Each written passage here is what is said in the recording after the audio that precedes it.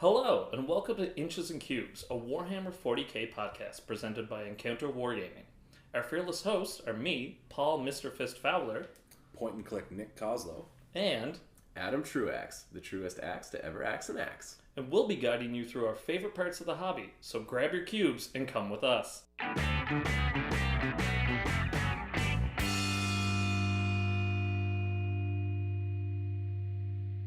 Hello and welcome to episode 4 of the Inches and Cubes podcast. Guys, really excited today. We've covered a lot of stuff in the past. In particular, last week's episode, we covered the weapons, how to battle forge your army, data sheets, points, and power levels. And today, we're going to cover, we're just going to go even more in-depth with certain armies and their unique rules, and stratagems, which builds off of the battle forged armies from last time. So, I'm excited. I hope you're excited. But before we jump into all of that, let's just have one moment to pause. And Paul, tell us what's going on. Yeah, so I'm sure everybody knows this week Alan Bly passed away after a brief struggle with cancer. He was a titan in our field, and I'm sure his loss will be keenly felt.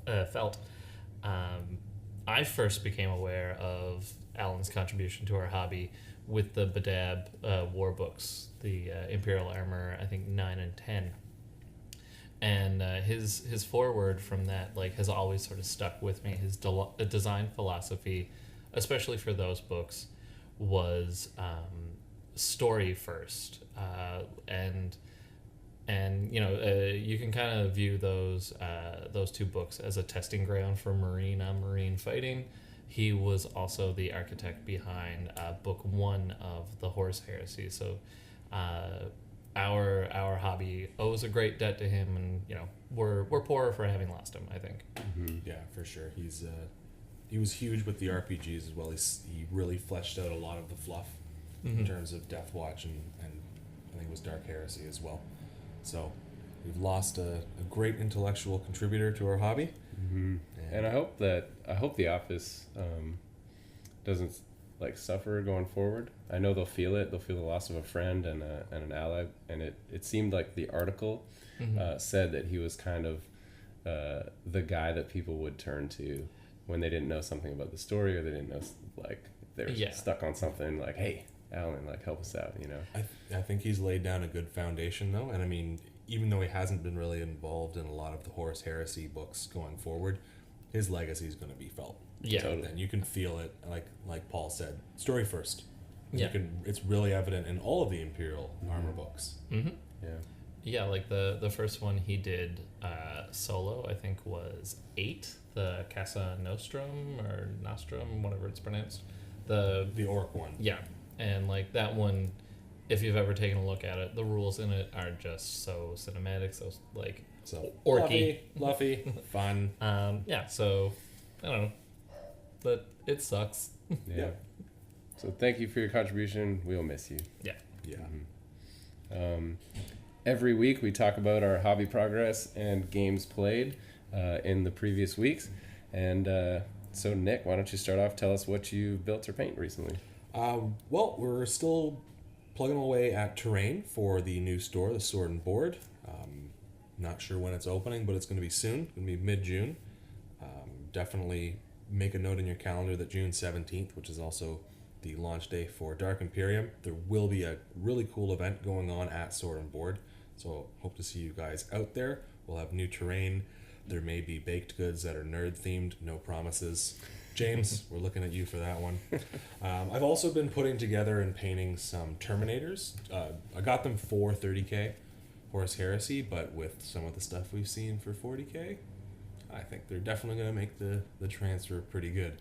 But pretty light on the hobby progress as far as that goes, besides just the terrain building. Paul, how about you? In anticipation of 8th, I've been fiddling around with trying to make a couple of flayed ones for my Necrons. Fun. So just using straight up warriors, cutting their hands off, and using plasticard to make claws. I'm torn between throwing green stuff over them as flesh, but I might just where my color scheme is bone, I might just splatter them with blood and call it a day. Yeah, they could be just getting the flare virus, right? Yeah.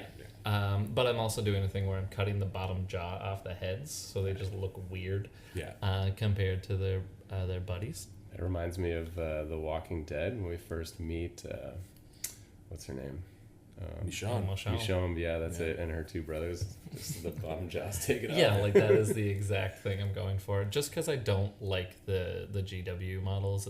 The original Flayed ones had like these long, like sort of Freddy Krueger hands, and like the flesh was sort of draped over them, kind of in like strips. And then the new ones came out a couple of years ago, and it looks like this weird kind of dance party. Like the poses are like walk like an Egyptian. They have like pincer claws, some of them, and like whole body parts on them. That's weird. Yeah. I don't think I've seen those. I haven't seen the new ones either. Maybe they're just a fever dream. Do you have any of the old, the new ones? No, I hate them so much that I won't buy them. Because I've definitely faced them before, and I know our friend Phil used to run hordes with them. I've never seen just check dance out pose. Check out the new models. They look really weird. And I've also been working on those Terminators that I mentioned last episode. Nick has convinced me to magnetize them, so get the most bang out of my heresy buck. Oh yeah, you just do everything with them. Yeah. Awesome. It was funny. I was out with a friend recently, and she was like, "Yeah, my boyfriend just has like a ton of magnets around." I was like, "Every dude does, don't they?" I was like, "Why? I do. Yeah. You need magnets? I got magnets." So yeah, that's my hobby progress. That's awesome. And she was saying that person was saying that in reference to you, or no, she was just saying that like in reference to a guy that she has been dating who's like a little bit of a nerd, and I was like, yeah, of course he has magnets. Everyone has magnets. And then for Warhammer purposes or something else? No idea. I don't assume, ask questions. Yeah. You don't pry into a man's nerd cabinet. Could be fishing for money out of the drain. Who knows? Yeah. Awesome. Well, I've been working on some Grey Knights. As you guys know, I run Battle Brothers Studios, so I do commission painting, and so these Grey Knights are for a customer, along with this really cool Knight Atropos that I've posed up. He's standing on top of a Wreck Land Raider and just having a ton of fun with that. That knight looks really good. Thanks. Those Cerastus knights it's like the dreadnoughts. Yeah. From Forge World. They just pose so well. Mm-hmm. Yeah, definitely. Like the plastic ones, they kind of all look the same unless you put a lot of work into it. These guys, because they have the articulated knee, you could just do so much more. Yeah, and like your pin washing on those guys on that knight looks great. That's a picture of the dance party Flayed ones. There it is. Oh, you're right. Yeah, they have snips. Yeah, it's weird. They have like hedge trimmers. Those are not tools for flaying. Are they plastic at least? They're fine cast. Oh, terrible. Yeah. Oh no. We'll never say that word again. Games Workshop, thank you for plastic. Yeah. So why don't we talk about games? Nick, did you play any games this week? I did actually. Our friend Phil sent me a message Friday night, said, "Do you want to do something Sunday night? Play a game?" I said, "Sure." We'll get into this later with the future of Horus Heresy, but essentially we decided that we were going to play a 4,000 point game of Horus Heresy. Was a little bit burned out from 40k, but I always love getting back into Horus Heresy games. So we played 4,000 points. I ran my Falchion Super Heavy Battle Tank. He ran Lorgar and his Word Bearers, and it was just an all-out slugfest.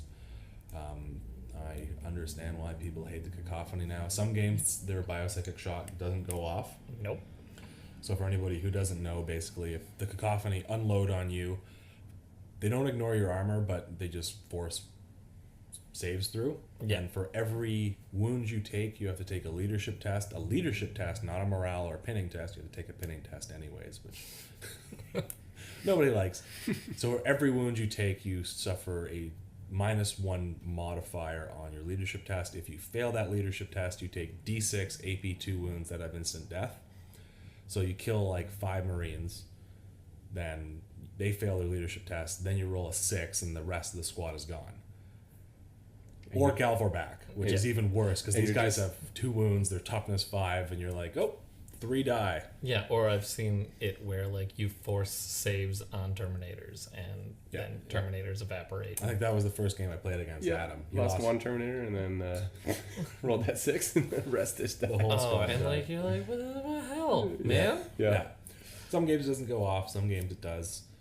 Using 30k destroyer weapon rules for the Falchion because it's got a weird rule that doesn't interact with 40k D weapons. Again, it's one of those things that's a little iffy. Yeah, Heresy's showing its age a little bit. Yeah, we will get to that at the end of this episode. But it was a great game. Phil's word bearers were painted by our good friend Chaz. He runs the Armies of Chaz commission painting service, and they're looking really good. Yeah. Chaz has done a fantastic job. He uses a Dark Angels flyer as a Primaris Lightning Strike Fighter, and it's the one that has like the Aquila across the wings, but Chaz did a great conversion job of making it look corrupted. There's like Nurgle rot coming up around the tail fin and the canopy.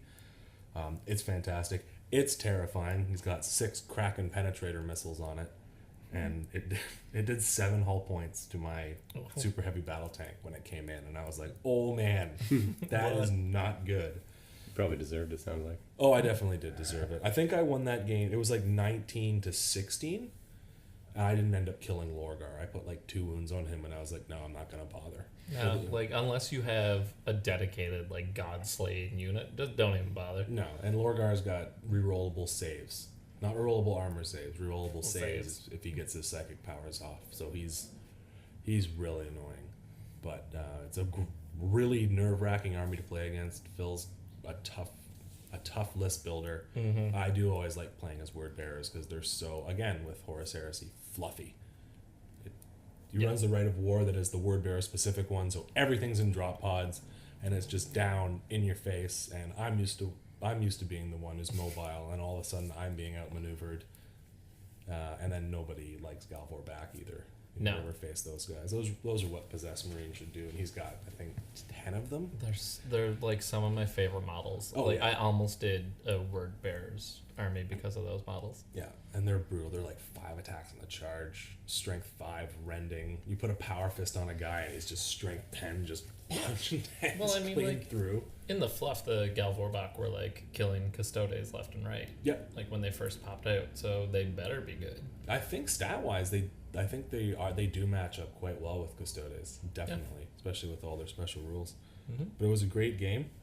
I'm still loving 30K, and I'm really looking forward to moving forward with that in parallel to 8th edition. Paul, you played any games? No, man. It was really sunny out this weekend, so I just like went outside a ton. What? I know, so you know how a basement has like all the games in it? Yeah. Well, you go up the stairs and then there's like this massive multiplayer online game called just Life, and like it's just nuts out there. Oh, is that why you got a little tan line going around the eyes? Yeah, man. Dude, don't leave us behind. You're starting to get a tan. It's not nice. I know, it's weird. It's weird. I'm just My always going to freckles be are terribly white. Yeah, no, I did not get any gaming in this week. Though I did spend some time in a tattoo shop, so I'm thinking maybe I'll get like an Imperial Fist tattoo. Is that like Lower back? Yeah, lower back. A loyalty stamp. Well, it doesn't say your nickname. We're fine. Yep. Oh god. And certainly no arrows. No. It's a troop symbol. Upside down. Adam, did you play any games, my dude? Yeah, just on the docket. I haven't done any 40K or 30K, so I've just been doing Malifaux. Keep myself busy with something that's not too. I can't do any more until 8th edition comes. I know. There's just so much on the horizon. Also, we don't really have a dedicated gaming space right now with Sword and Board being under construction. We're excited for them to come back. Yeah. Mm-hmm. So it is weird not having a place to go and hang out and play some games. So. Yeah, and like Meeple Mart they had a big sale this week, so the gaming space that they do have was just piled up with. That it was shut down, That is something strange for Toronto. For a city this big, there's not that many gaming spaces. Mm-mm. No.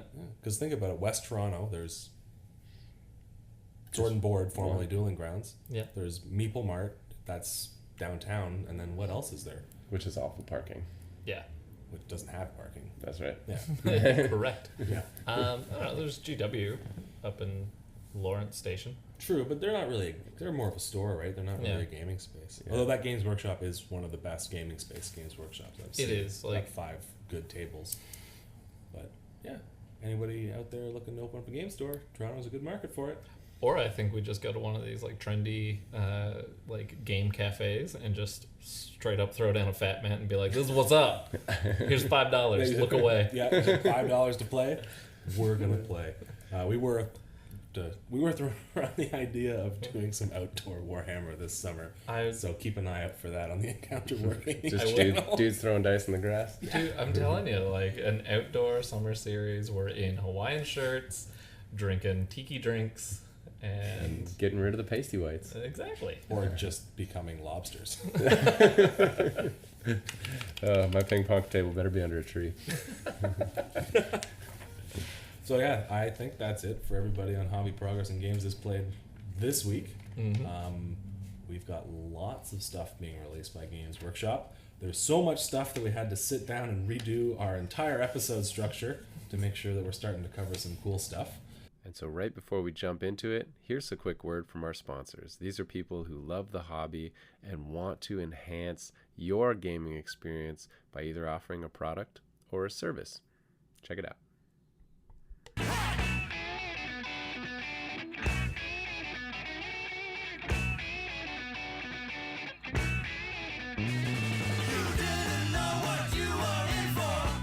Hello.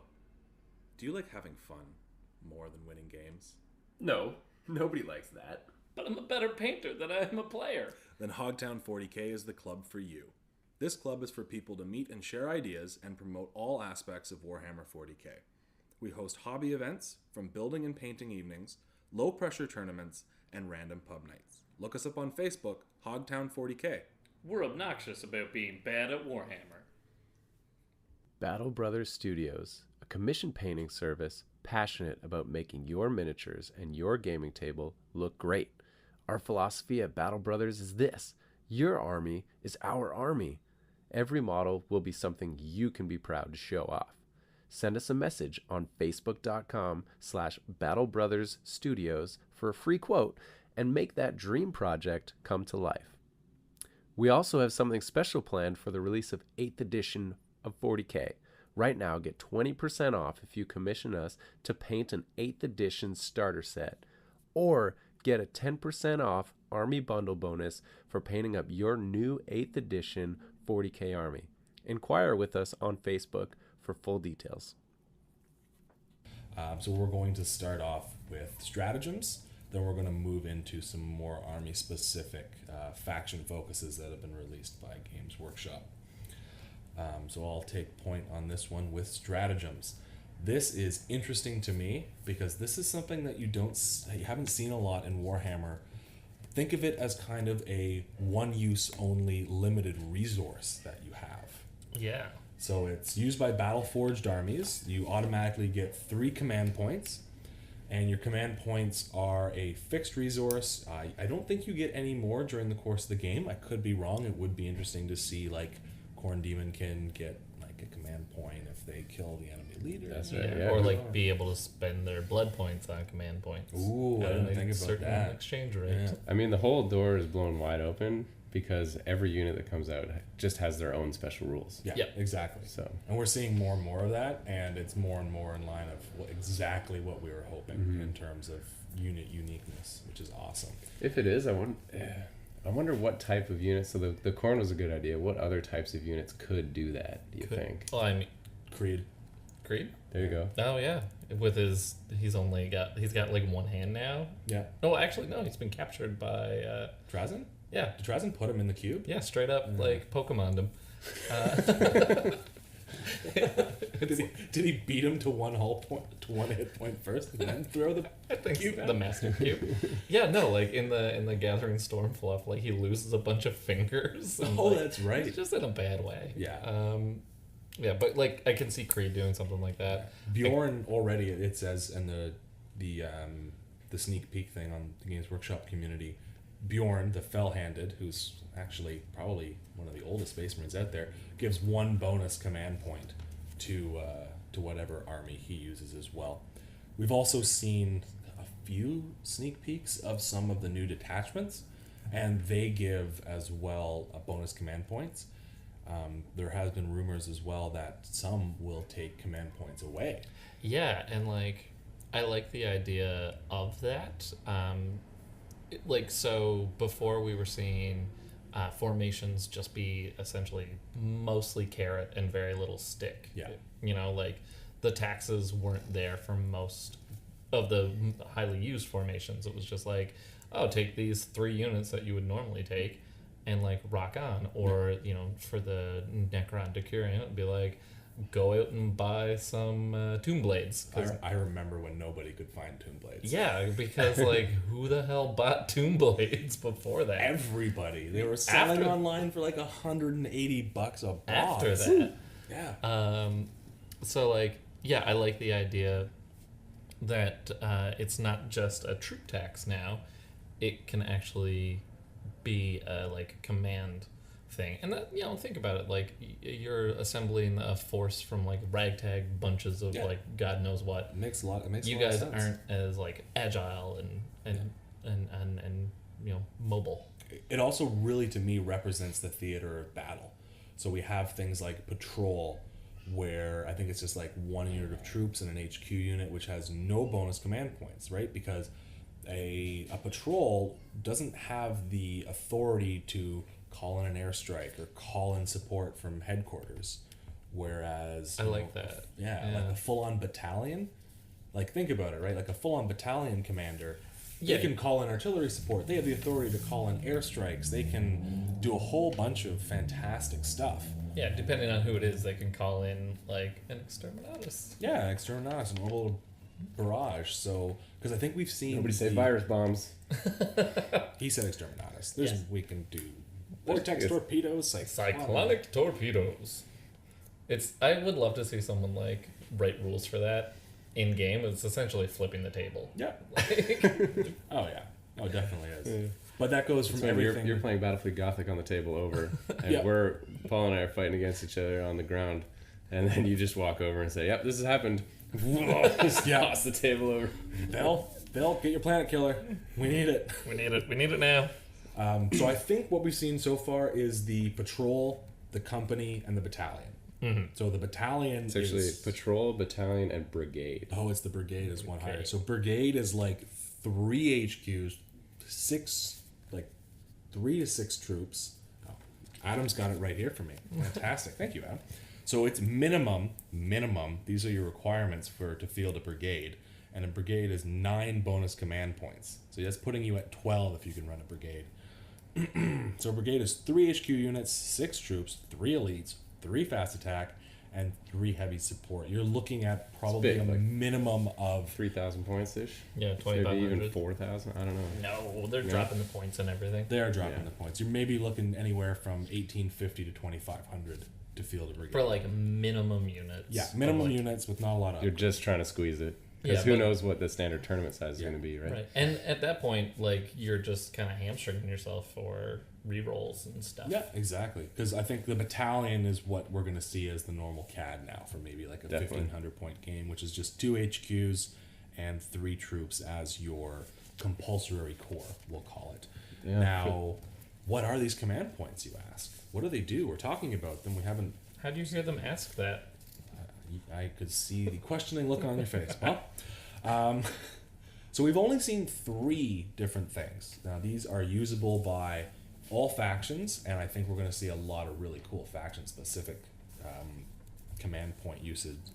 So, for 1 command point, you can just declare it at any point during your turn, or I think your enemy's turn. Mm-hmm. Actually, interesting side note, they have, through the sneak peeks we've seen so far, they have differentiated turns and rounds. Battle round. So each game turn is now called a round. Sure. Each player turn is now called a turn, which That'll clear some stuff. it'll clear a lot of stuff up.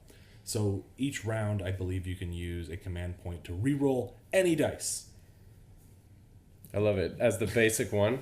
Yeah. The Yeah. basic one. Everybody gets a Fate Weaver. Yeah, everyone just Here you go. gets a reroll. So that Imperial Knight has 6 wounds left, and you need to bring it down with a las cannon, and you roll a 1, you can re-roll that and hope to get a 6. Yeah, honestly, I like that one. How often have you been like, all right, Combi Melta, don't let me down, and you pull the trigger and it just goes like, that's... Pow!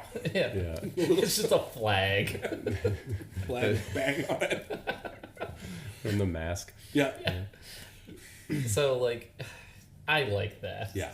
So this is the thing, because I've been playing Malifaux recently, is you essentially, when you're playing Malifaux, you use a deck of cards as your dice, but you get a hand where it's essentially having a pocket full of 6s. So you can be like, I flipped a 1 for that. I'm just going to drop my 12 here. Yeah, I do like it's not like any dice becomes a 6, like that really dumb artifact in Horus Heresy that we ban in our gaming group because it's ridiculously powerful. Yep. But it's just a reroll. Yeah. And as somebody who has, done that, I get a reroll and then still roll a 1. At that point, you deserve it. At that point, you deserve it. 2 chances. So during normal play, do you have match play? What's the other type of play? Narrative and open. Right. So during open and narrative play, I think if you use the reroll, you can use it as many times as you want. So if you have 3 command points in one turn, you can reroll 3 dice and spend all your command points. In match play, you can't. In match play, you can only use 1 command rule per phase, which makes sense if you've got 12 rerolls. Yeah. You don't want somebody to be like, I'm going to reroll that 12 times. You can never reroll a reroll. And No, but I mean, that's still a thing. I mean, like, so if I choose to reroll a dice to hit in my assault phase, I can't choose to reroll another dice to hit. Yeah. The other one that really interacts well with the new fight phase, which we talked about earlier, is the counter offensive. So it's immediately after your opponent charges you. Mm-hmm. You spend 2 command points, and you select a unit and fight. So even if they have 3 units that are charging your units, you get to interrupt that. Because remember, right now it's charging units strike first. So if you have 3 different charges going on, and your opponent's like, yeah, I'm going to kill these 3 units, you can be like, no, I launch a counteroffensive, and then you get to select a unit and fight. And then it goes back to the normal sequence. Mm-hmm. Yeah, so imagine, like, Thunderhammer Terminators. Yeah. That's a bad thing to have activated when you didn't expect it. Yeah. Yeah, I'm excited because a patrol, like, you just get 3 command points. Yep. So you can do that thing once. Yeah. Right? And so in a smaller size game, like, it's not going to just totally take everyone by surprise. Yeah. You're going to be in anticipation until that person uses it, and then you know it's not happening again. Yeah. Right? In a bigger game. Yeah, if you take that, what was it called? The Battalion, now you have 6 command points. Mm-hmm. Not counting any character bonuses. You're Depending on how common they are. Yeah. And the last one that we know about so far is Insane Bravery. So this is just auto pass a single morale test. So like if you've got a unit that is in a key position and it just lost 7 guys and you know it's going to fail and wipe the squad, you can just be like, no, these guys are now insane. I'm not sure how that works in real life. It's the commander saying, you must hold, right? Yeah, That's true, it's, yeah. The Bravery's level is insane. They're not crazy. Okay, all right. Better take my crazy drugs. Yep. Just a note, this is used before rolling the test. So you can't be like, oh, I failed, I'm going to auto pass. I like this one. Yeah. Like, I like not being able to see the result before you pick. I just, I've been in the situation where it's like, can't pass this morale test, or can't fail this morale test, and you've seen me just like pick up like, I don't know, 10 models and just be like, well, I guess I'm... Well, that was my game of 30k versus Phil last night. I pinned one unit of Galvor back like 3 consecutive turns because he just rolled double 6s 3 times in a row. Good By the God. 3rd time, he probably would have been just like, nope, we auto pass. Yeah. I'm not going to risk, even though I fail on a 10, I'm not going to risk it. Yeah, and like it's again cinematic. Like, Arnold Schwarzenegger doesn't fail his morale test before he fights the Predator. I Like, did watch Predator on Saturday night. Yeah, obviously. It holds up. It's still It's an awesome movie. I highly recommend it for anybody out there. You're looking to laugh. Get to the chopper. If it bleeds, We could kill it. that's it. new tattoo idea. No arrows. But yeah, like this is this is what I like. Like just, you know, I can see me wasting one of these just for like a cool moment. Yeah, of course. There's definitely going to be a lot of that, and that's the way we play, right? In a tournament, Well, you're still going to do it. Yeah. Who are we kidding? Yeah. You're never gonna. I know This is you're- Hogtown 40K. Yeah, I know Paul's trying to become a power gamer, but I don't think he's capable of doing that. No. What do you guys think are some other possibilities for some maybe faction-specific stratagems or just different stratagems? Yeah, so they've right now the word is like there's going to be more variety other than these three in open and narrative. I think matched play will stay the same, and I think they're always going to be generic. Yeah. Like I don't know if there's going to be faction specific ones. Oh, I hope At there least is. for the first year, maybe even 2 years. I get a feeling you're gonna see more offensive ones, like maybe an orbital bombardment type situation, or maybe like a reserves manipulation. We've seen how reserve works, right? We've seen some hints to it. I think we've seen there was one on reserve. They're called tactical reserves now, and the example used was the Trigon. So we're not covering the Tyranids today, so we can just go ahead and talk about this, because I think this is how reserves are going to work. It's just simply at the beginning of any of your movement phases, or the end. It's at the end because they can't move once they arrive. Right. You just pick the unit and place it anywhere on the table within 9 inches of an enemy unit. Yeah. So that's for the Trigon, That's for the Trigon. representing. Yeah. They're coming out of its burrow. No, the Trigon, that was just like the tactical reserve rule. The Trigon special rule is that you can put a unit of troops, I think maybe it was specific to some Gaunt iteration, Yeah. inside the tunnel.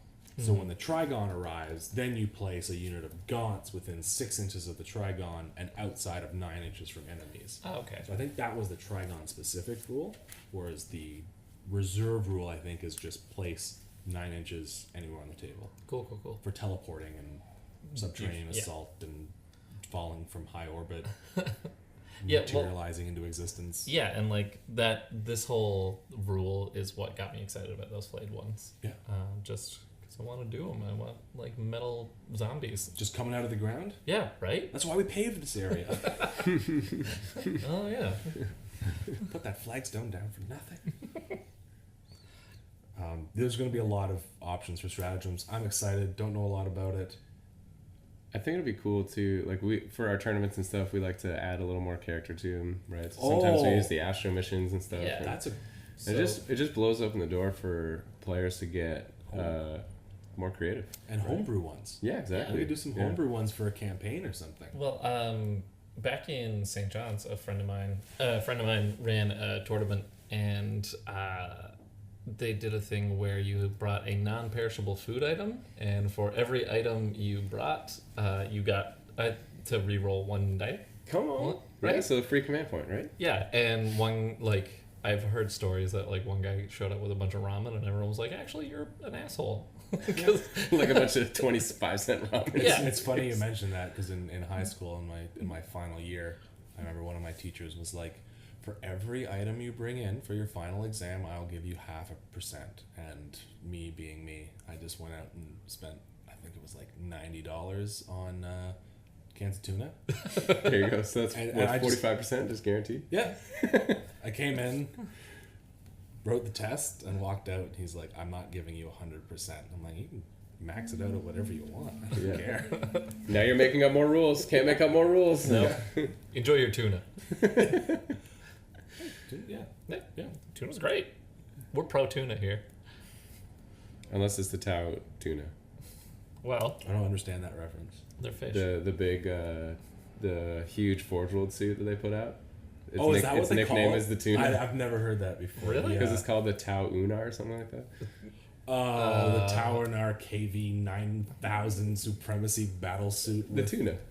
18 railguns. Have you seen a tuna in real life? Those suckers are huge. They are big, I know.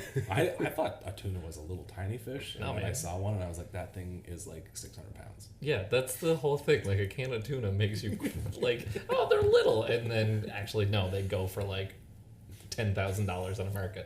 This isn't a fish podcast though, So we should maybe talk about mushrooms. But get dolphin safe tuna if you are going to get tuna. Just a big shout out to the dolphins. I don't even know. Thank you for bearing with us. All right. All right, so moving on. So we've talked about the stratagems, and we're going to move into some faction focuses. So Yeah. Paul, why don't you lead us off? Imperial Guard was one, and I think like the big thing that I wanted to talk about was like the Lehmannrus. This is where they sort of showed us Not the Primarch. not the Primarch, the tank. Right. This is where they showed us what more heavy vehicles are going to look like. Oh, yeah, this is the first one. That's right. So the Lehmannrus shows up. It's got 12 wounds, which at the beginning we were like, oh my god, 12 wounds. But, you know, since then we've seen a knight with like 24. But still, 12 wounds is nothing to sneeze at. Yeah, it takes 2 really lucky last cannons to kill it, right? Whereas before, you could do it with 1. Right. And And you didn't have to be Well, really one, lucky. one really lucky las cannon. yeah. Yeah, But Or on the rear armor. Yeah. that's it. yeah, which you brought up the point earlier. There's no rear armor, so That does kind of bum me out. yeah. Vehicle firing arcs, they were stale and dated. The way that weapons worked didn't really make sense to me. But I will miss, outmaneuvering somebody and being like, bolters to the butt, Yeah. and blowing somebody up. Oh, and like everybody has a story of like, some outflanking unit coming in and tearing the butt out of a tank. Yeah, James got behind me once and blew up my brass scorpion of corn with fire warriors. Well, What it is going to be nice for is like just cinematically, I hated rolling up because I play sisters. Everything's in a tank, right? yeah. Rolling up beside a piece of terrain and just always turning it so that the rear is completely covered by the terrain. Yes. It's just no, like you have to do it game wise, but it just looked stupid. yeah. That's how tanks work, though, right? You want to get the hull down position. You want to put your front armor to the enemy. You want your sloped armor. And you don't drive rhinos backwards. Exactly. That's why it looked stupid. Yeah. There's no turn signals on them. Also, the Lehmannrus has a toughness of 8, so that's putting it at the same toughness as something like a Wraith. That's a knight. Yeah. Yeah. So, like, this... It's just cool to see, like, their statement of intent with, like, all right, how tough is a knight? It's as tough as a tank. That's cool. We also saw the battle cannon. This is where they kind of showed us how blast weapons were going to be translated. So instead, it would be a D3 damage at a D3 hits at a unit of 5 or less. Of 6 or more, it becomes 2d3. Or I think a battle cannon's straight up D6. D6. Okay. So, but they did explore this whole, like, a larger unit gets affected by blast, what used to be a blast weapon, in a different way. Yeah. After that, they detailed how we're going to have still seeing orders for the Imperial Guard. And the one that we kind of go through is front rank fire, second rank fire. Everyone's favorite, volley blast of las guns. So what that'll do is make a las gun rapid fire 2. And Yeah, no, it's going to be interesting. Yeah. We were talking about it before the podcast happened, and we did math it out. 80 las guns does 4 wounds to a unit of Space Marines. yeah, but I mean, that's 80 las gun That's shots. not 80 las. 80 las guns would do a lot more. That's yeah. a lot. So that's from a blob of 8 20 times 4. dudes. 240 shots. Yeah. I'm not doing the math on. I'm not. Yeah, no math when we're recording. But also, GW called out a couple of units specifically that the Imperial Guard have that are getting like bumped up in usefulness. They mentioned Scout Sentinels, which I don't think... When was the last time you saw a Scout Sentinel? On a battle report for mini wargaming, and so Yeah. they're just the type of guys that use everything. Yeah, bless their hearts. Bullgruns are going to be good. I mean, they're already good, but it's... They specifically said good in combat. Yeah, and like I love those. I love the look of those units. I want to see more of them. Veterans are gonna get good, to borrow a phrase from Raph, and Rattling snipers also have the ability that we've seen with the Tau sniper drones, where they can start picking out enemy characters. So I love this dynamic. Yeah, Yeah. with the change to characters, not being able to shoot at them unless they're the closest, it's really cool that snipers can just start pinging off the guy in the big hat. Yeah, and as long as you don't have snipers that are doing like D6 wounds, right? Yeah. then it's gonna be fine. Yeah, like it's not going to be game breaking because also you're not going to be able to do enough wounds to like take them out in one turn. Maybe not. But you are You going. have a character wandering around. He's got one wound left. You're trying to save him. Yeah, and that just- sniper is just up there. And that little hobbit just picks him off. Yes, and They are hobbits. they are hobbits. They are hobbits with sniper They rifles. have That's hairy right. feet, and they're known for being cooks And stealing things. and stealing, like hobbits. They're burglars. That's why you get a hobbit to rob dragon. Anyways, Hey Pip, we're gonna shoot Girly Man today. and there's this like weird throwaway line in the article about heavy weapons providing cover fire. What? What does that mean? Right? Suppressing fire! Yeah. And they specifically said as opposed to a distraction for the enemy. Yeah. So like, does that mean when you see heavy weapons on the table as the opponent, you're like, Got you're it. always like, oh, I'm just gonna kill those first. Where Yeah. the heavy weapons are more effective now? Right. Or like, Yeah. or I don't know. I just had this like vision of being able to like keep enemy units' heads down while like regular dudes advance. That's what it sounds like That's to me. what covering fire is. That's yeah. That's true. But yeah, like, So maybe some kind of like pinning effect or just I don't know, if you shoot your heavy weapons through a squad, they get -1. Like enemy units firing at them get -1 to hit because there's shells flying at them. Who knows? yeah, minus to charge. Yeah, there's. Yeah, I don't know. There's lots of fun stuff. It's Who knows? We're in a. Just tell us what they do, GW. no. Again, I really like the drips. Yeah, I do like Yeah. the drips. It's I like it's this. been a fun 2 months of just being very excited. it's made me realize how much of a junkie I am, though. Like, just give me more. 10:05 every morning. Every morning. It's 10:05 every morning. I'm in class this morning, just hitting refresh on my Facebook feed, waiting for the, and it was just not exciting this morning, which is kind of a letdown. Well, I mean, What was it this morning? I let out a sad sigh in the it middle was of class Primaris today. Marines, wasn't And it? everyone looked at me and I was like, "Don't worry about it." No, that was the. I'm not getting as much of a fix this It was morning. the Ultima Foundation. It was the color yes. schemes for the new Primaris Marines, and I was just like, "Oh." Yeah, Oh, color yeah. panels can be different in the colors. middle of a lecture. This was bullcrap. I mean, they still have what? How many days in May? 30? 31. 31? So they still have 19 days to go. Yeah. Well, my birthday's May 31st, so that's all I know. Oh, okay. I don't have to hold up my knuckles for you guys who can't see. Paul's holding up his knuckles and doing the. I'll just say the rhyme. But yeah, so that's the run. Get out of here. That's all we have for Imperial Guard right now. That's all we've seen.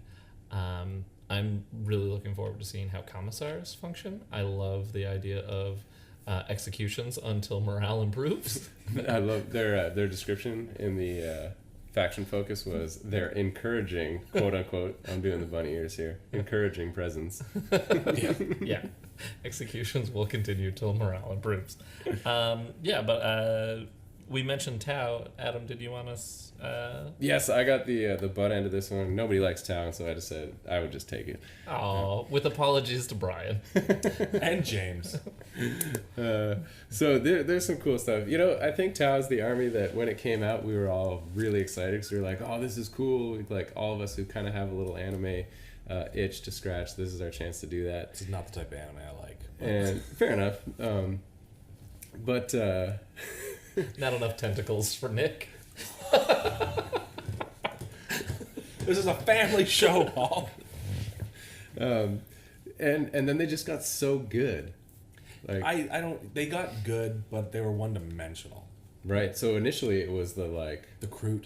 well, the crew or whatever. But what are they called? The Devilfish Rush, right? This is like 4th, 5th Oh, edition, yeah. right? They just dominated. Yeah. Devilfish Rush, they come in, the Devilfish block you from charging, and they get out the back, but because they're skimmers, they can shoot through it, right? Yeah, And everyone was like, oh, this is so lame. And then fast forward when we have the 5 Riptides, and that's a formation that gets ridiculous bonuses for free. It's not even the Riptides that really bother me. It's the high yield missile pod broadsides that just, that's a flyer, it's dead. Oh, that light vehicle, it's dead. Yeah. Like, I do like them being the shooty army. I think it is flavorful for them. And they did a good job, like, from a design point, making them unique. But I do think that, that uniqueness was just like, singling out a unit in your enemy's army and just being like, that's gone. Yeah. That's gone. And it's a real defeat by details. I do struggle to find the fun in playing against Tau. There's a lot of satisfaction when, you're like, I'm playing close. Chaos and I drop 2 Dreadclaws down on them and they're like, what do those do? And I'm like, you'll find out. But, until then, if you don't have a way of closing the gap, like Orcs versus Tau, that's not even fun. No. That's not a fun game. Yeah. We were just talking, I played against a Tau army with a whole bunch of piranhas that just flooded the entire table with drones. And Celestine's standing in the middle of all this saying, I want to charge a Riptide. And then saying, oh, wait, no, I don't, because the whole army will shoot me now. One of the funniest things I've ever heard of, though, is like when a Riptide does its like anchor shooting thing, and you just ram it with a Rhino. Oh, a Storm Surge, yeah. Yeah. So so it like plants its feet, So it can't move. and then you run it over, Yeah. and it just dies. It has to fail a leadership test. But it's just the funniest thing in the world. Yeah, it's just one of those. I've never heard of that, but Yeah. I need to go play another game of 7 so I can do it. Yeah, man, just run over. You don't want to. You don't want to fight a Storm Surge. No. Yeah. Yeah, you really don't. I painted 2 for a guy on commission, and yeah, I'm glad he didn't use them in the game that I subsequently played right after I gave him his army.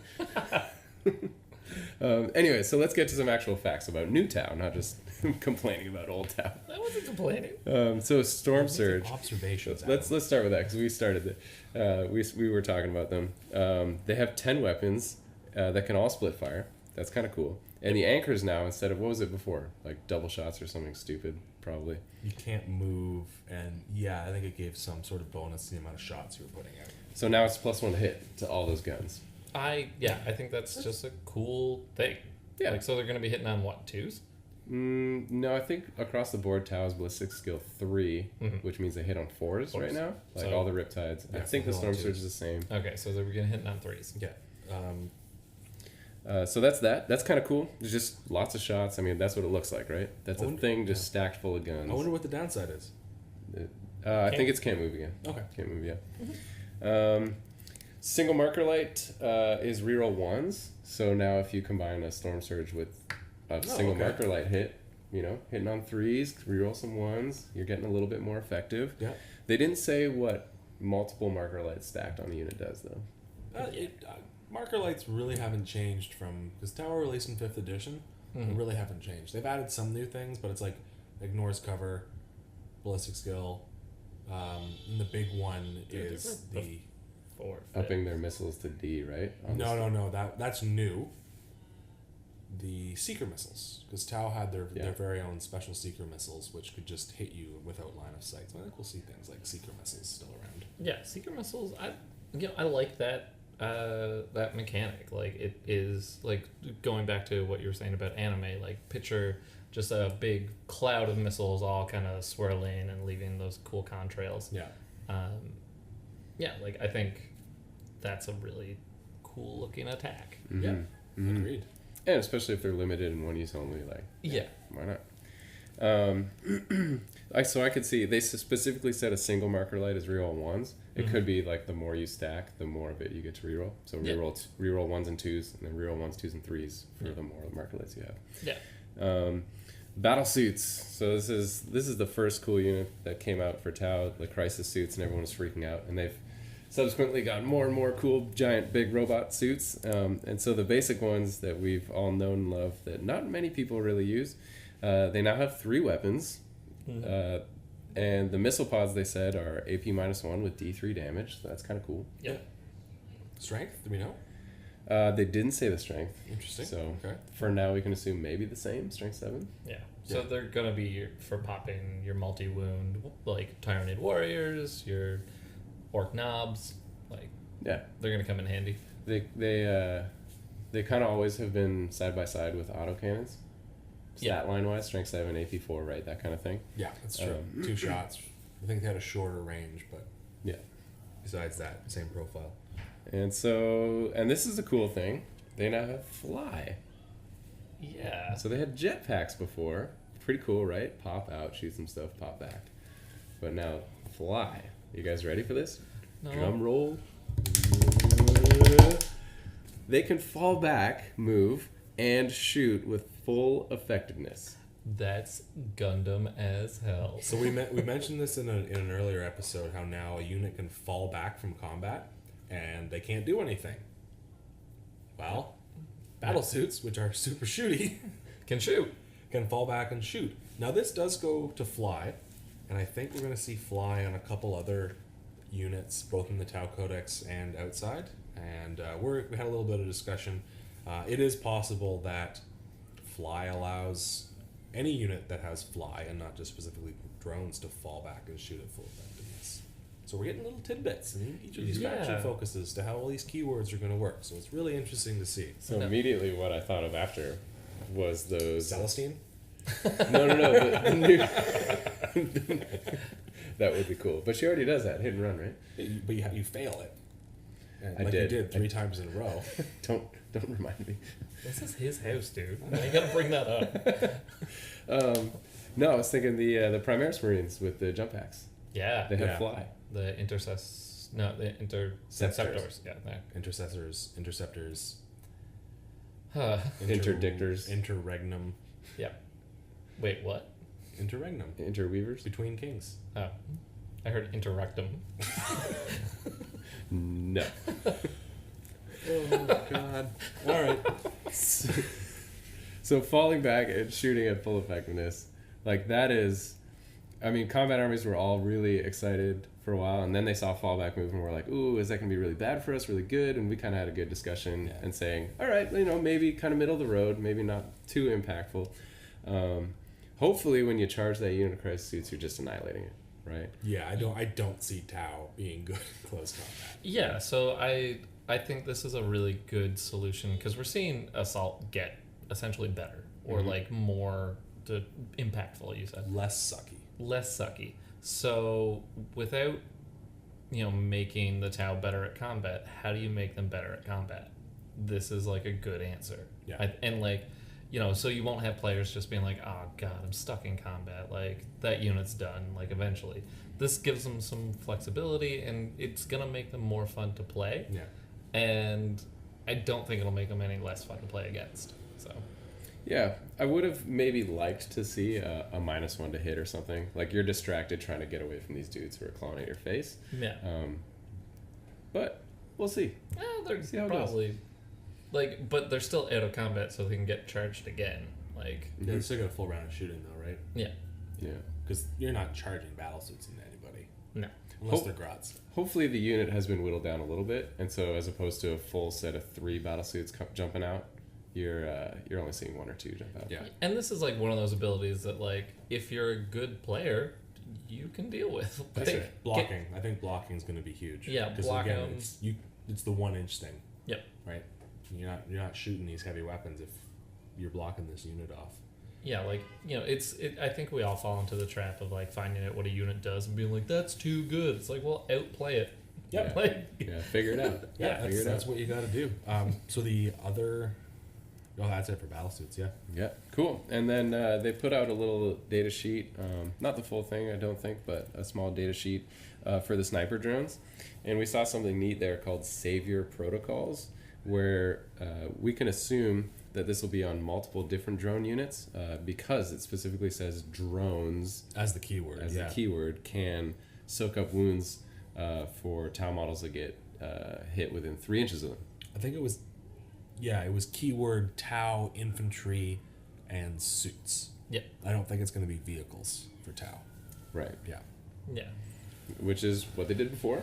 It's kind of cool, and I like the way that they've kind of weaved it in, that a drone doesn't just take the hits for the thing that it's attached to, just anything that's kind of around. Could it be possible that Tau drones follow Asimov's laws of robotics?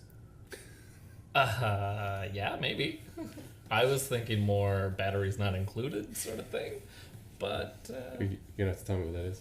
So one of the laws of robotics is like, if you're going to design robots, you need to design them with laws, otherwise they're going to kill all humans. yeah. So one of the most important ones is a robot has to do everything within its power to make sure that no humans or Tau Yeah. come to harm.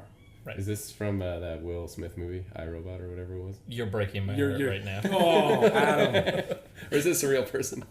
Oh, no. Okay, just shut off the podcast Oh, again. yeah, I'm done. I'm Like, done. We're not friends forget anymore. my face. That was based on a book called iRobot, written by Isaac Asimov. Listen, So he wrote the book. yeah, Got it. literally. So it's wrote- kind of And the movie was not an adaptation of the book. fair enough. I'm gonna get you a copy of this book. Do it. Yeah, it will. Thanks. It's good. It's a bunch of short stories. You'll love it. Flavorful, drones, laws of robotics, That's throwing it. themselves in the way of everything from las cannons to auto cannons. That's it. And of course, there's sniper drones. So the one thing that's cool about them is they can again shoot the characters that's there. Yeah. And Yeah. so I think that wraps up our main topic. No, I got one more. We got orcs. It works. Oh yeah, we moved it to last. So Adam has a baby in the house. I did really want to scream wog, but the baby came back from a walk. Didn't go by itself, don't worry. No. Someone walked the baby. She is getting good at walking, just not that good. So orcs are going to be fun. They've always been fun, but as it mentioned in the faction focus, orcs are the army that's viewed as fun to play, but suffer from actually being competitive. Yeah, they're the NPC army. They are very much the NPC army. They're like, I have this one ability, and that's it. And you're like, that orc unit, I know exactly what it's going to do, and it's going to do the same thing every single game. It's going to drive towards me at full speed, unload boys, and charge. So orcs are going to be awesome. We've seen already that transport vehicles, you can assault out of them. That is going to help orc truck boys and battle wagons so much. Yeah. I mean, they already could assault out of them, but now that vehicles are tougher, woo, awesome. It's like they watched Fury Road and were like, oh, that's what orcs yeah, are like. that's what Yeah. orcs should be like. So some big things from the Orc Faction Focus article. Mega Knobs have 3 wounds with a 2-up save, which means they're going to be tough to kill. So they used to be on par with Terminators, a little bit weaker because they lacked an invulnerable save. But now, because we see a lot of weapons out there probably going to have 2 damage, that's just going to hurt a Mega Knob. He's still going to have a wound left. He's going to have 2 power claws, and he's going to come snipping you. And they have snips, and they look awesome. Yeah. I love Mega Knobs. I did trade my Orc army away a couple months ago before 8th edition got released, and I am a little sad to see him go, but not going to be sad to start blowing him away. We've also seen that bolters, and probably lumping in every bolter type weapon, has no AP, which means orcs always get a save. 6-up saves. Woohoo! Wow. And cultists too. Yeah, well, I mean, it's making a 6-up save makes your day. That's Yeah, it. And I think definitely Connor does. said it last episode, right? Is if you get that 6, you deserve it. Yep. Definitely. So that's kind of cool. Haven't really seen a lot else going from the orcs in terms of unit-specific stuff, but we have seen one weapon example called the Big Choppa. There's usually a Choppa, a Big Choppa, and an Ooge Choppa. Still waiting on the Ooge Choppa, but the Big Choppa is Strength +2, AP -1, and 2 damage, which means it's going to put some hurt on Terminators if you can get a whole squad of guys with them in there. Yeah, like I just love this idea of like guys swinging like weapons that are essentially sharp fridge doors. Just like these things are huge. Sharpened car bumpers. Yeah, they should just be cleaving people in half, left, right, and center. Yeah. Yeah. And they do in all like the video games and all the stuff. Yeah. And then you see them on the table and they're like Not bouncing off armor like it's nothing. The other big change is mob rule is back. Orcs can use the size of their unit as their leadership. awesome. Yes. And not just their unit. It's a unit, any unit within 6 inches of them. Right. And I remember there used to be a mob up rule back in 3rd edition. Yeah, where they just clump together. if an orc unit falling back hit a unit that wasn't falling back, They would. they would all join up and go forward again. I love that rule. I wish that still existed. I think this is a good like, yeah, it's, Compromise on that though. and this like just goes to tactics. You're not now the idea of focusing on a unit and destroying it isn't as an attractive idea. Yeah. Because you want to start like damaging everything. Yeah. Which will kind of make orcs a little bit more survivable. It also really, really is going to make a green horde army immovable. Oh my god! Because if you've got 10 units of 20 orcs, it's like you have to murder the squad. I'm gonna miss my not- templates. It's not going anywhere until it's murdered. And then some of the key rules for orcs, WOG is back. A little bit of a change. It's charge even if you advance. So we talked about advancing before. Advancing works much like running does in 7th edition, except it's done in the movement phase as well. We're probably going to see orcs with a movement value of 5. So it's going to be 5 plus d6 advance. And then Here We Go, which don't know if most orc units will have it. They have it now. Is just reroll charge. Which, real good. Yeah.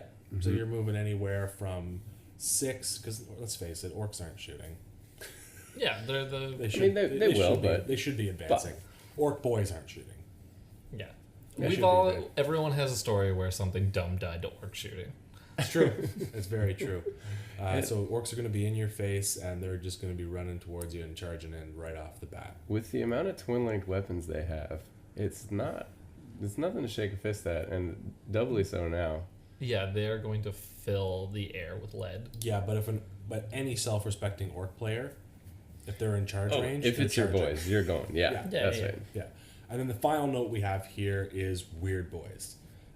I always loved Weird Boys. I always played them. They had some hilarious rules. They did some really fun stuff that could really surprise your opponent, sorry.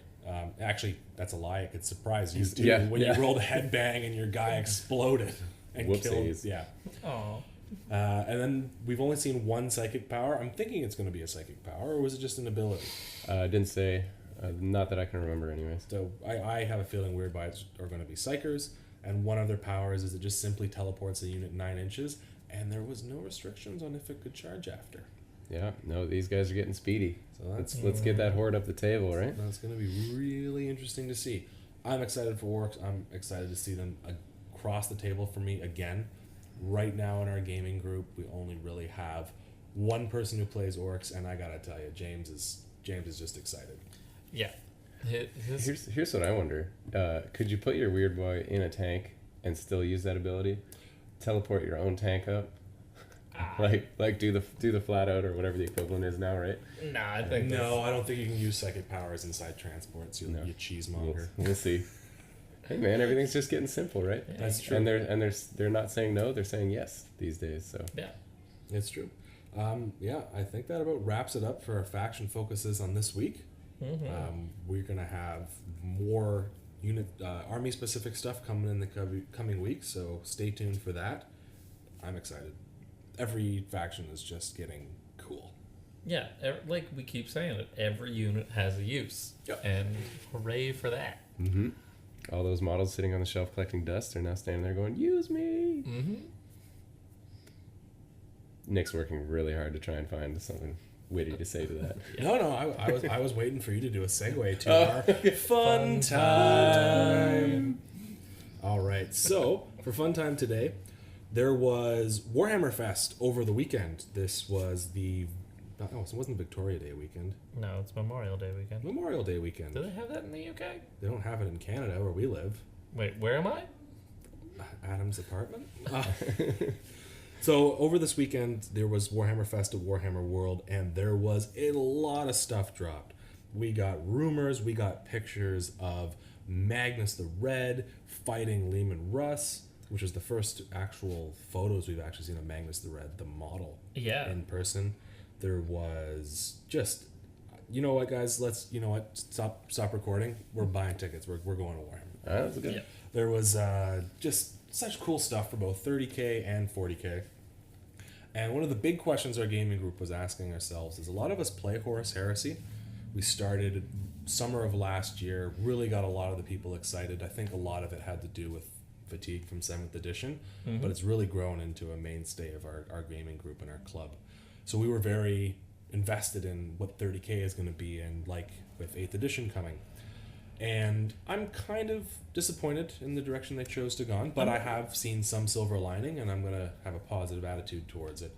So Horus Heresy Games, we call it 30K. That's not what it's actually called. Horus Heresy is not moving to 8th edition. That's not right away. But what I think is going to happen, and what I've gained from listening to people who were present at Forge World's release of this information, is that it's going to be like 7.5. It's going to be 7th edition is going to be rewritten specifically for Horus Heresy games. So instead of Horus Heresy games having exceptions to the rules from 7th edition, it will be built right into the core rule set. So it'll be Horus Heresy. It'll be a standalone game. I'm still going to have fun playing it. Yeah, I mean, I have fun now. Like I said, I think it just threw a little bit of a damp blanket on us. Because we were like, 8th edition's going to rule. You're going to do all sorts of stuff. How is this going to work with Horus Heresy? And then they were like, it's not. And we're like, oh. And especially when Forge World was like, we have our indexes ready for all of the 40K stuff. Yeah, that really threw me for a loop. When they showed the Leviathan Dreadnought one, I'm like, yes, that's a Forge World Horus Heresy unit. And they're like, I don't know. Yeah, no. Yeah, because like Games Workshop has never been so coordinated as an entire business like this in the past. Black Library, Forge World, Games Workshop, Citadel, it's all really intermeshed. That's not a word. Sure, it's good. Interlaced. Well, they're just working together really well. Well, last summer we saw Forge World release a model exclusively in GW stores. What? Yeah, that hasn't happened for unless you went to the Battle Bunker in Oakville. You couldn't get Forge World. Yeah. No, you couldn't. So that was like cool. Yeah, and I think we're going to see more of it. Which is great because our good friends and club members Connor, different Connor who was on the last episode. Connor, not Connie. And Chaz, who we've mentioned numerous times, always in a positive light. We got to get this guy on an episode. We will get Chaz on an episode. They're going to be running a campaign in a day for Horus Heresy for Hogtown 40K sometime in July. So, because we talk about this a lot on the podcast, Horus Heresy really lends itself towards the more narrative stuff. And the idea of a tournament where you would have like loyalist salamanders fighting loyalist ultramarines, I don't like it. I don't like it. Like, one-off games. Okay, we're fighting each other, but it's for war games, and we're shooting paintball bolt guns. It's always the worst fluff reason to come up with. Right? Danger room, I guess. Training exercise. So we're going to be doing 5 traders, 5 loyalists, different battle zones for each table. Paul and I talked about our campaign that we did a couple weeks ago. A lot of that was testing the character advancement system and unit advancement system that they're going to be integrating into this campaign. It's going to be cool. Each mission's going to lead to the next one. If a certain condition is met, one person from each faction might have to fight a Zone Mortalis game, and then that Zone Mortalis game will affect the other ongoing games. These guys have just put together a beautiful event package using Photoshop. Chaz took pictures of my models and Connor's models. Yeah, the work they're putting into this is like a real labor of love. I have to say, like the stuff they're producing looks professional. Well, we have to apply. Yeah. To be allowed to go into this campaign event. We have to have fluff written for our characters. We have to have pictures of our characters. It's not just any Joe Blow off the street. Yeah. There's an application. There might be an applicant pool. Oh my god, we are the elite. Oh, you're cut. Yeah. You didn't make someone else applied and they're a better choice. You're just not what we're looking for. Yeah. Right. Oh, you have pets? Oh, no, you can't play. How do you feel about quad mortars? I love them. Get out. Yeah. They're good. So that's going to be fun. That's one thing I'm definitely looking forward to this summer for Horus Heresy, along with 8th edition. Now, a lot of people are like, oh, I have to memorize 2 different game systems. You know what? You play chess and checkers all the time and different board games. Yeah, like There's gonna be some funny moments where you're like, this has 24 wounds. What are you Totally talking gonna do about? it. Totally yeah. gonna do it. How many wounds does that have left? 3, and then you panic. Yeah. Oh wait, I can't do this. Like, why is your Praetor out in the middle of the field by himself? Because you can't shoot at him. Oh yeah, put him back. Yeah. Totally gonna be rolling D3 damage for all my power fists on sergeants. Yeah. Like those D3 wounds. No, don't.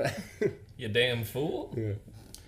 So that's fun. That's the future of Horus Heresy. And I think maybe they might move towards a more living rule set as well. Yeah, If they have a. Yeah. Mm-hmm. Yeah, we'll see how they future-proof it with their own rule book that they're releasing. They've kind of done it because every time they've released a new Legiones Astartes, Age of Darkness Legions, or Age of Darkness. See, I disagree. I think right now the Horus Heresy books are totally They're a not mess. future-proofed at all. They're huge mess. No, but that's what I mean is that they constantly update them. Mm-hmm. Which, thankfully for that. Yeah, But like, no, they're not. They're not. They were never meant to be future proofed, because they're adding legions. We still haven't seen the Dark Angel. We still haven't seen. White scars. Yeah, White I scars. get all that. There's still a way you can organize it to future-proof things, right? Like the way that GW is having the points separate so that they can just change those. Oh, I see what you're saying. You know what yeah, I mean? that's true. So that when editions come, it doesn't you don't have stuff that's stuck in 5th edition or 6th edition, and we're in 7th now. Yeah. And there's rules that just don't work. Yep. Because it's printed in this book. Yeah. And you're like, what do I do? Yeah, like we mentioned the quad mortars, like they. No, we found out today. I've been taking pinning tests against Paul's quad mortars, and turns out they don't have pinning. They don't cause pinning, but they have a rule that causes the pinning checks they make to be taken at -1. Yeah, And that's a perfect example, right? Whereas 8th edition, it would just say right in the thing, instead of saying, oh, pinning, go see page whatever of the Yeah. rulebook, it's just It would be like, take a leadership test or this unit can't do anything this yeah, turn. at -1, blah, blah, blah, blah, blah. Yeah. But I am looking forward to the next Legiones Astartes Age of Darkness Legions, because we have seen a little bit of power creep. Mm-hmm. I'm going to mention a name, and Paul's going to scream, Magnus. So when they release the new books, the new red books or black books or whatever they call them, they will definitely have updated points cost, updated rules, and some of the new legions included within them. So I hope to see more 30K happening in our gaming group right alongside 8th edition. Yep. Agreed. Any other final thoughts, gentlemen? Oh, no, man. I had fun today. I always have fun with you guys. I'm sweaty. Should we eat some pizza? That's I would pizza time, love guys. some pizza. All right. Well, it's time for pizza. We'll see you next week. Yeah, it's gonna be okay, guys. It's just inches and cubes. This has been and will remain Paul Mr. Fist Fowler. Point and click, Nick. And Adam Truax, the truest axe to ever axe an axe. And thanks for joining us, and check back again soon for some more 40K goodness. And remember, it's just inches and cubes.